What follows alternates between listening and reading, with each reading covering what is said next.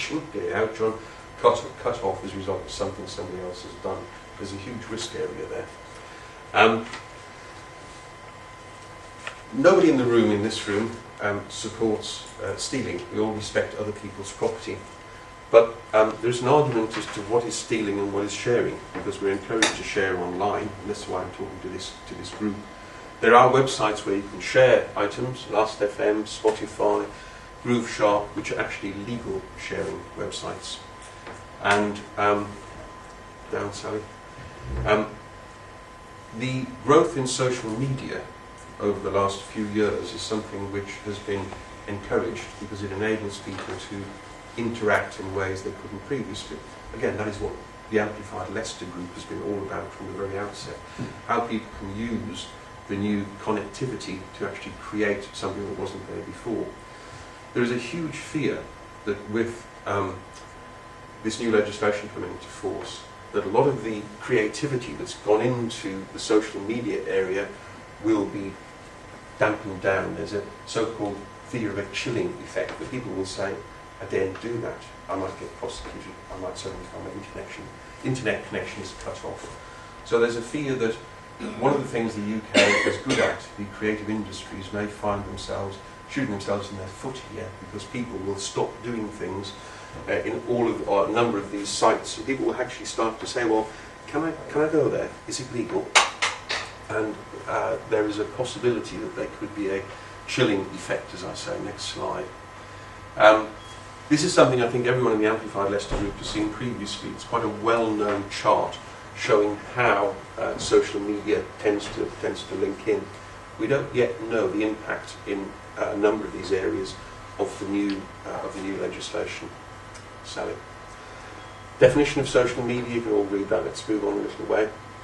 So, what does it mean for the Amplified Leicester group? What does it mean for the people who are part of Amplified Leicester, what Amplified Leicester is trying to achieve? Sally. There's a couple of YouTube clips here that might be worth watching if we can get them to work. Give it a go, Sally, see where we get to. One of these is Nick Clegg, Mr. Nick Clegg, talking on YouTube about Digital Economy Act, which hopefully will load up at some point.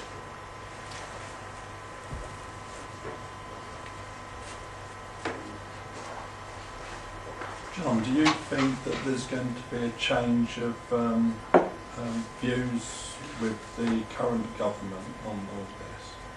Do you think that they're going to backtrack or review it? Because they've talked about that in a number of areas. I haven't heard it in connection with the DEA yet. There was some brave talk before the election. Some politicians, the Lib Dems, said they would, if they got into office, they would repeal the whole thing. The way that the Digital Economy Bill was rammed through Parliament at the last minute, no scrutiny, no line-by-line debates on really, really controversial provisions, was a classic example of what's wrong with Westminster. It was rammed through after the election was called in the last dying days of the Parliament in something called a wash-up. It wasn't a wash-up, it was a stitch-up between Labour and Conservative MPs who decided that you didn't deserve to have your representatives in Parliament properly looking at a bill which might have very, very serious impact on the way that you use the internet, the way that you have freedom in fact,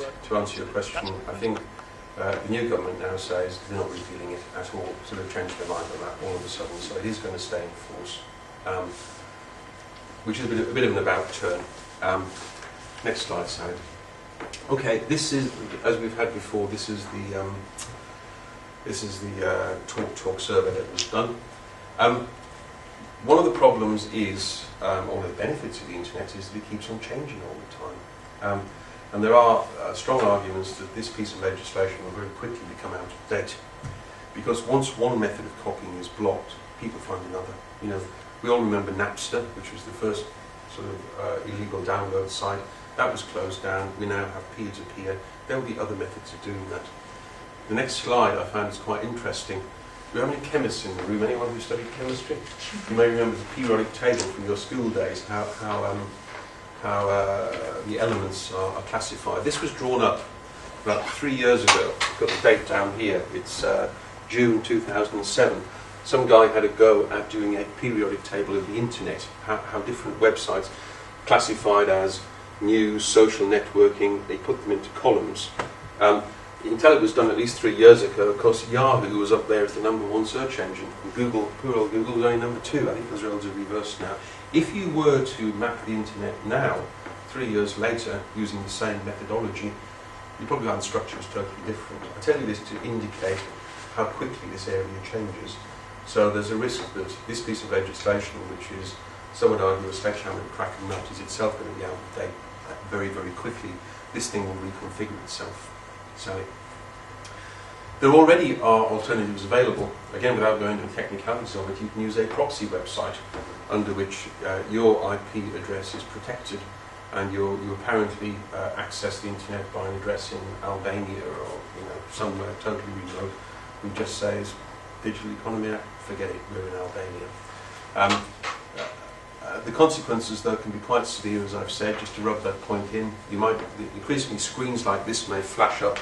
People might suddenly find, well, not suddenly, they get 3 notices that they are unable to connect to the internet in consequence of this legislation.